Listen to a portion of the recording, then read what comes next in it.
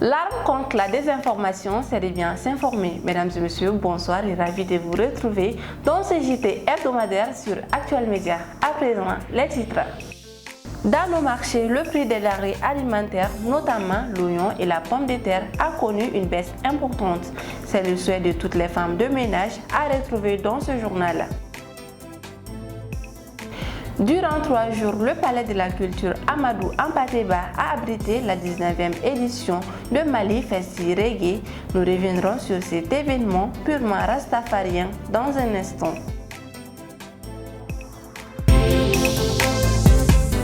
Mesdames et messieurs, encore une fois de plus, bienvenue dans ce JT hebdomadaire comme annoncé dans les titres. Depuis un certain temps, le marché malien connaissait une hausse des prix du kilo de certains denrées alimentaires. Actuellement, le prix de l'oignon et de la pomme de terre connaît une grande baisse par rapport aux autres. Comment les commerçants et les consommateurs expliquent cette baisse des prix des denrées alimentaires sur le marché? Des détails dans ce reportage signé Nana Kadija Kone. Après quelques mois de cherté, le marché malien connaît actuellement une légère baisse des prix de certains denrées alimentaires comme la pomme de terre et l'oignon. Le prix de l'oignon qui était à 1300 est vendu maintenant à 350 francs et la pomme de terre qui était à 1000 francs revient aussi à 400 francs CFA, un phénomène qui devenait inquiétant. Mais qu'est-ce qui peut être à la source de la variation de ces prix? Yacouba Sidibé, vendeur grossiste, a son idée sur la question. La variation du prix du kilogramme de l'oignon peut dépendre de beaucoup de choses, car ceux qui sont importés nous coûtent un peu cher avec les transports et autres. Mais tant que nous vendons pour le Mali, on est obligé de les vendre à des prix abordables, car ce sont nos produits locaux. Maintenant, c'est l'oignon et la pomme de terre qui sont moins chers sur le marché, et nous souhaitons la même réduction pour les autres aussi. Actuellement, nous détaillons à 350 francs le kilo, et en gros à 275 francs à 300 francs. Ça dépend de la qualité. Quant au sac d'oignon, il varie entre 6500 et 7500 francs. Avant, on prenait ceux qui sont importés jusqu'à 15 000 francs, sinon plus même. Ces prix varient en fonction des saisons. Ça dépend, parce qu'il va faire le dimanche,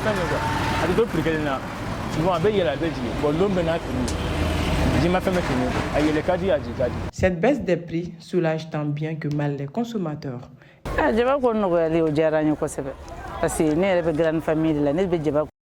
Je suis très contente que le prix des oignons soit baissé car je suis dans une grande famille. C'était très difficile pour moi de payer le kilo. Maintenant, je viens d'acheter 6 kilos à 1800. Pourtant, avant, je pouvais aller jusqu'à 5000 francs.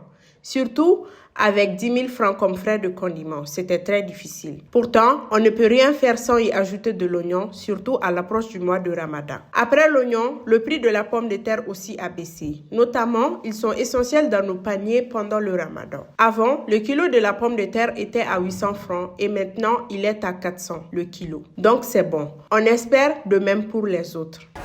Donc c'est bon. Certains revendeurs pensent que la hausse des prix de ces denrées peut dépendre de leur provenance.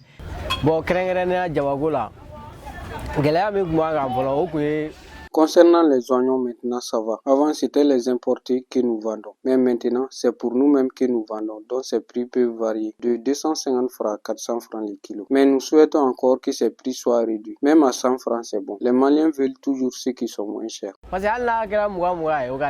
Cette hausse des prix du kilo de la pomme de terre et de l'oignon avait changé le contenu du panier de plusieurs ménagères. On est vraiment contente de cette baisse des prix parce que certaines femmes avaient même abandonné certaines sauces pour ces prix, comme la sauce d'oignon et les yassa. Mais maintenant, nous pouvons faire n'importe quelle sauce que nous voulons. Comme je vends de la pomme de terre et de la brochette, les clients se plaignaient, mais maintenant on est tous contents. Mais si ça,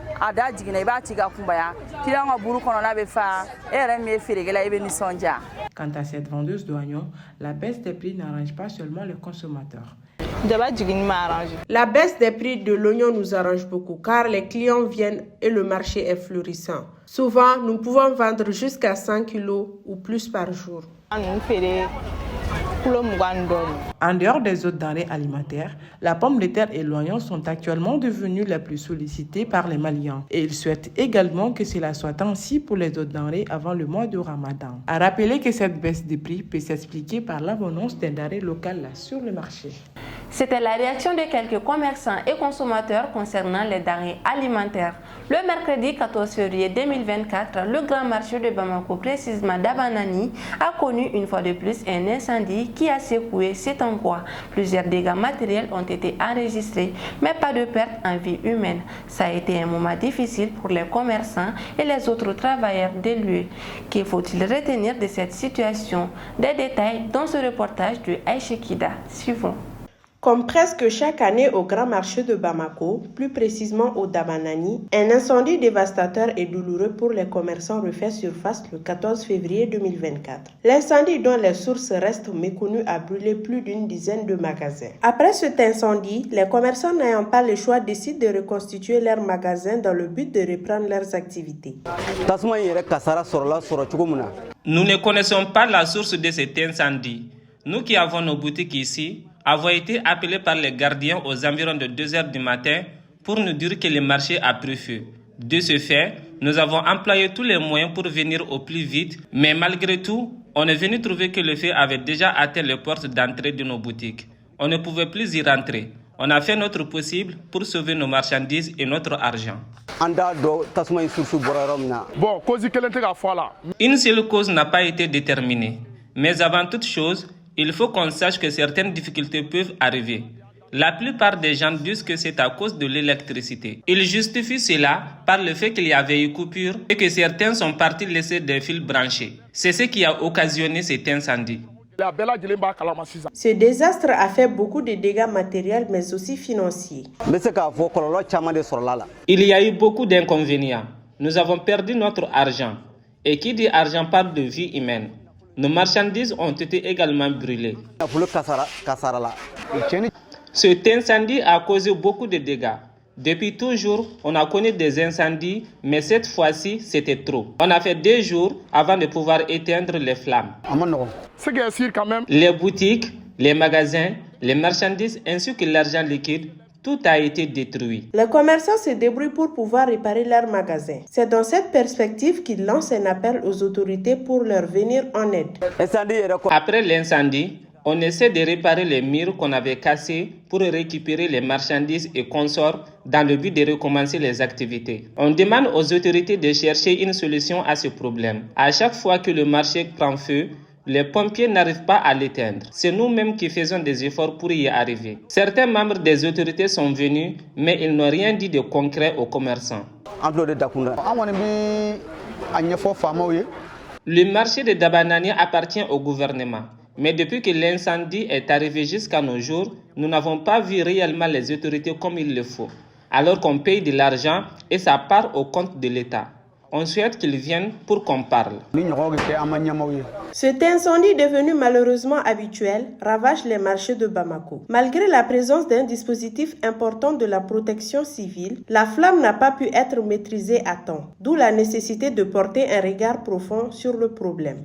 Du 22 au 24 février 2024, la 19e édition de Manifesti Reggae a eu lieu au Palais de la Culture Amadou Hampâté-Bâ. Cette année, l'événement a été placé sous le thème Work, qui veut dire travail.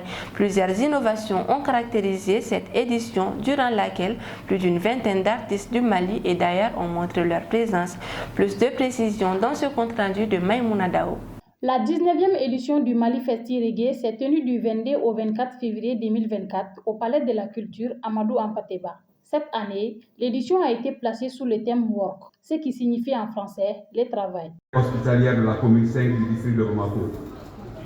Je remercie les initiateurs et les organisateurs pour nous avoir associés et invités à cet événement.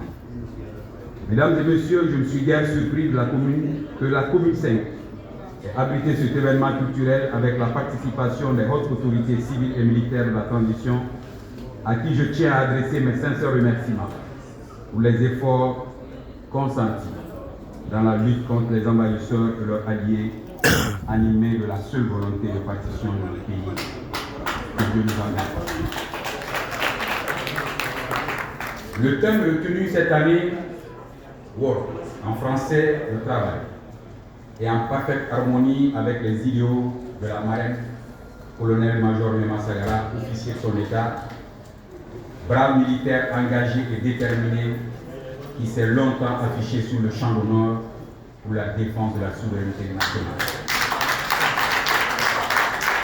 Permettez-moi, mesdames et messieurs, de rappeler que la musique n'est pas seulement l'art ou de la distraction, mais elle est aussi l'art de traduire sa pensée et ses sentiments. Donc un moyen de véhiculer les messages sociaux concourant à la promotion de la société. La cérémonie d'ouverture a été marquée par la sensibilisation sur la consommation des stupéfiants, ce qui fait aussi la particularité de cette édition.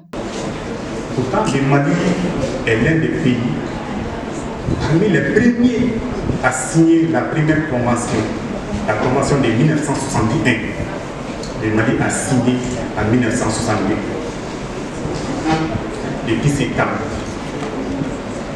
il y a eu peu ou pas de projets ou programmes en matière de vie, surtout la prévention de la consommation auprès des vieux.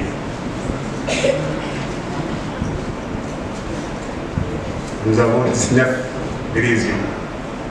Il n'y a pas une seule où on ne consomme pas de la drogue. La prévention universelle, ce que l'OCS faisait dans l'État, c'est une façon de s'adresser à la population générale et à la prévention secondaire qui s'adresse aux jeunes qui sont en risque de développer la consommation. Et la troisième prévention, c'est la prévention qui s'adresse aux jeunes qui ont déjà développé la consommation problématique ou qui sont dans l'addiction. Et l'addiction, c'est ça qui nous pose énormément de problèmes parce que c'est ça qui est très coûteux. Les conséquences, monsieur le ministre, il faut en parler, on n'en finira jamais. Parmi les conséquences, il y a la désocialisation. L'enfant est purement économique et financière. De la naissance jusqu'à l'université, la famille investit énormément dans la santé, dans l'éducation, dans la protection. S'il faut au finish que ces jeunes deviennent improductifs, qu'ils n'arrivent plus à rembourser, qu'ils n'arrivent plus à restituer, parce qu'on a investi et lui doit rembourser comment? En devenant un militaire, en devenant un docteur, en devenant un ancien, en devenant un journaliste, pour autre chose, pour contribuer. Mais dans l'addiction, il deviendra incapable d'assumer sa responsabilité familiale. Parmi d'autres conséquences, il y a des violences, il y a des accidents. L'une des conséquences qui est grave, c'est que les consommateurs peuvent causer et il peut être victime également. Celui qui a consommé la drogue peut aller tuer ou il se fait tuer. Le choix porté sur le thème Work pour cet événement a une signification particulière selon la marraine de cette 19e édition. Rappelons-nous que le véritable travail ne se limite pas au champ professionnel, mais s'étend à la création d'une société plus juste, plus éclairée et plus équitable. C'est à cela que le travail a une dimension religieuse, car il est l'obéissance du Dieu céleste. Pour un rappel, Bob Marley, le grand visionnaire, notre référence, enseigne au peuple Rastafari comment travailler et bien travailler. Une de ses chansons rares, Work, je cite, tous les jours, c'est du boulot, je veux dire du travail. Travailler, je travaille au soleil de midi. Travailler, je travaille jusqu'à la nuit tombante. Travailler, si je n'ai à faire, travailler, travailler. Félicitations. Mesdames et messieurs, chers festivaliers, en ce temps précis où la musique et la culture reggae résonnent à travers nos cœurs, permettez-moi de partager avec vous une passion qui me tient particulièrement à cœur. Oui, la lutte acharnée contre les stupéfiants. Nous sommes réunis ici pour célébrer la musique, mais également pour affirmer notre engagement à créer un Mali débarrassé de drogue, un Mali où la jeunesse peut s'épanouir librement et réaliser son plein potentiel. La menace des stupéfiants est une réalité. Elle sape les fondements de nos communautés, détruit les vies et empêche notre jeunesse de tracer le chemin lumineux qui mène à l'avenir. En tant que marraine de manifester les biens, je me tiens fièrement en première ligne de cette bataille cruciale. Le thème de cette année. Work et travail résonne particulièrement dans le contexte de notre lutte contre les stupéfiants. Le véritable travail, mes amis, consiste à éduquer, à inspirer et à guider nos jeunes vers des horizons exempts de substances nocives. Avant de donner le coup d'envoi de l'ouverture officielle, le ministre de la Culture, Andogoli Guindo, a salué l'initiative. Nous guider dans cette cérémonie avec bien sûr les bénédictions des uns et des autres. Nous sommes donc ici ce soir pour célébrer la 19e édition du Mali Festi Reggae. L'occasion est agréable pour rendre un vibrant hommage à tous les fidèles, tous les adeptes du mouvement Rastafarisme. Ja Rastafari, Ja Rastafari. Je voudrais vous saluer tous. Et comment, dans une telle ambiance, n'est pas évoquer la mémoire du père fondateur, j'ai nommé Bob Marley. Je voudrais donc vous demander un petit instant de méditation et de prière pour lui. Et cela dans la piété du silence, s'il vous plaît. Veuillez vous lever, méditation. Merci pour votre générosité, pour vos bienfaits, pour que vive ce festival. Merci pour votre contribution au rayonnement et à la promotion de la culture malienne et de la culture en général. Merci pour votre gros cœur. Cher serpent doux, le serpent doux, le serpent qui ne mord pas. Il s'agit de M. Touré, assis à la droite de M. Cheikh Tidiane Diallo. Je l'appelle ainsi. J'ai eu le bonheur de travailler avec lui. Cette 19e édition du Mali Festi Reggae a pris fin avec un grand concert reggae qui a été animé par la prestation de plus de 20 artistes nationaux et internationaux. C'était le compte-rendu de Maïmouna Dao sur la 19e édition de Mali Festi Reggae. Du 20 au 25 février 2024, le musée de la femme Moussokunda a été le point d'accueil de la 16e édition de la rentrée littéraire. Au programme de la deuxième journée, il y a eu des rencontres professionnelles et d'autres activités éducatives. Plus de précisions avec Jules Dessis. Le 20 février 2024 a débuté dans la capitale malienne la 16e édition de la rentrée littéraire 2024. Un événement initié chaque année au mois de février pour promouvoir les livres et la cohésion sociale. Cette année, les enfants figurent au nombre des participants grâce à une activité qui leur est destinée. Le village de lecture compte au pays de la lecture et du conte. Une activité animée par Mme Nyare Fatoumata Keita. C'est une histoire qui emballe parce qu'on est parti de l'assertion qui dit que quand tu veux cacher quelque chose à un Africain, tu le mets dans le livre. C'est une assertion qui est à la limite une injure, qui fait mal, qu'on a encaissé des années. On s'est dit aujourd'hui, oui, bon, qu'on ne lise pas, ok, on l'a dit, mais qu'est-ce qu'il faut faire pour qu'on lise?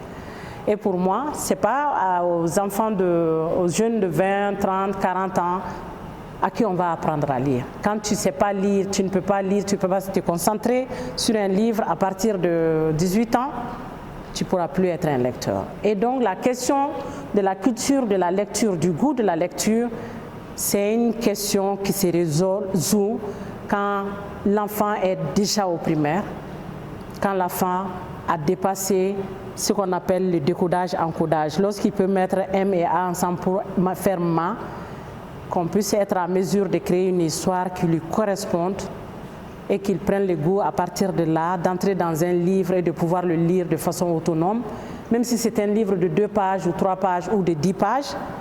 Et aujourd'hui, c'est ce que le village veut promouvoir. Parce que le village de lecture et de contes, c'est un village imaginaire. Les enseignants des différentes écoles invitées se réjouissent de la participation de leurs apprenants à cette 16e édition de la rentrée littéraire. C'est un sentiment de joie parce que la lecture, c'est quelque chose qui est négligé au Mali. Les gens préfèrent regarder les films, manipuler les téléphones, donc on n'a pas le temps de lire les livres. Alors que la lecture est la nourriture de l'esprit. À travers la lecture, donc le lecteur apprend beaucoup de choses. Il se découvre soi-même, il s'éduque et il cultive son intelligence. Donc, je suis très content pour cette journée aujourd'hui parce que ça a suscité beaucoup de goût chez les enfants afin de lire les livres. En lisant les livres, on fait moins de fautes. En lisant les livres, donc on apprend beaucoup de choses. Donc si les élèves s'en donnent à la lecture, donc ça va faciliter, comment dirais-je, l'enseignement. Moi-même en tant qu'enseignant, ça va faciliter la transmission du savoir. Parce qu'une nation qui lit est une nation qui se développe. Voilà, comme le dit Nelson Mandela.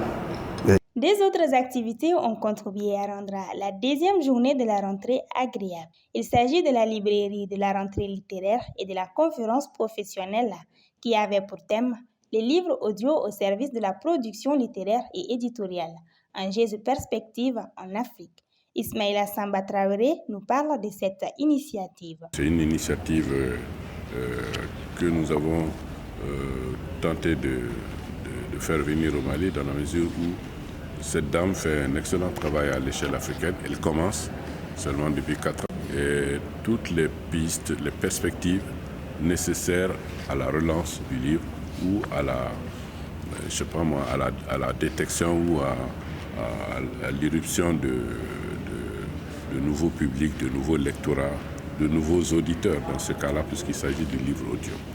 Voilà. Et donc c'est de ça que nous avons débattu ce matin.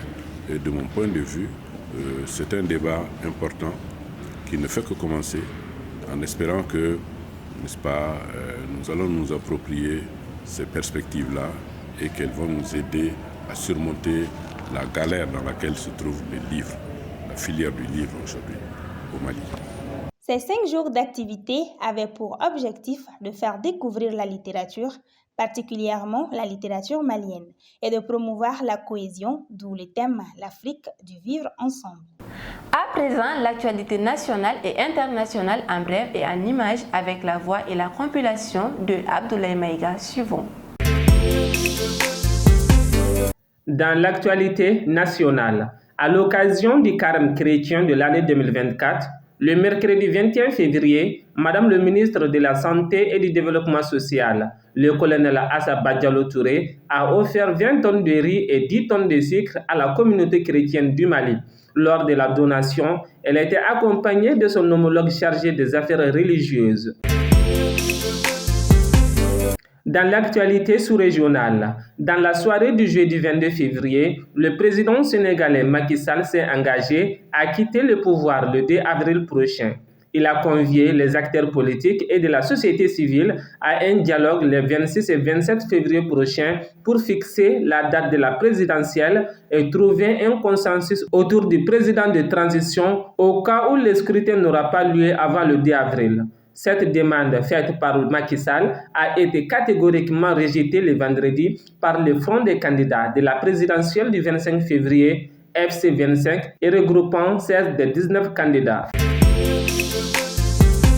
Toujours dans l'actualité sous-régionale, les autorités nigériennes ont annoncé la découverte d'une cache d'armes attribuée à la France à l'issue d'une perquisition menée les 19 et 20 février 2024 par la gendarmerie et la police du Niger dans 2 maisons qui étaient occupées par des soldats français. Il s'agit des locaux de l'ancienne opération civilo-militaire européen et Cap Sahel et une maison occupée par des instructeurs français avant leur départ du Niger.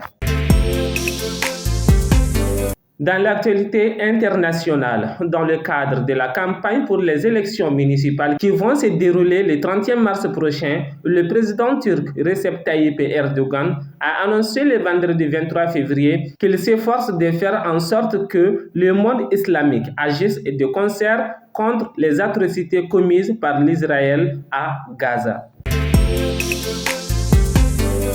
Mesdames et messieurs, c'était tout ce qu'il fallait retenir dans ce JT hebdomadaire. Merci à vous de l'avoir suivi et très bonne suite de programmes sur Actuel Média. Ce JT vous a été présenté par ESG, École supérieure de gestion. ESG, École supérieure de gestion, le CNAM INTEC, spécialisé dans la formation des métiers de la comptabilité et de la gestion d'entreprise. Nous sommes à Badialan 2, immeuble ex-cinéma ABC. Parce que nous croyons au grand potentiel humain, parce que nous incarnons la performance, parce que l'autonomisation et le perfectionnement de l'élite constituent notre objectif. Rejoignez-nous, Université Bazo, la performance par excellence. OTS est là pour tous vos besoins en matériel électronique et électroménager. Sistra Technologies est une société de prestation de services et de commerce, évoluant dans le domaine des nouvelles technologies de l'information et de la communication, la fourniture de matériels biomédicaux, la bioinformatique. La prestigieuse université d'excellence est UTG, première université qui offre la formation robotique et électronique révolutionnée au Mali. Et UTG, 80% de pratique et 20% de théorie. Elle oriente surtout les jeunes vers l'entrepreneuriat, ce qui fait que 70% de ses étudiants deviennent des entrepreneurs.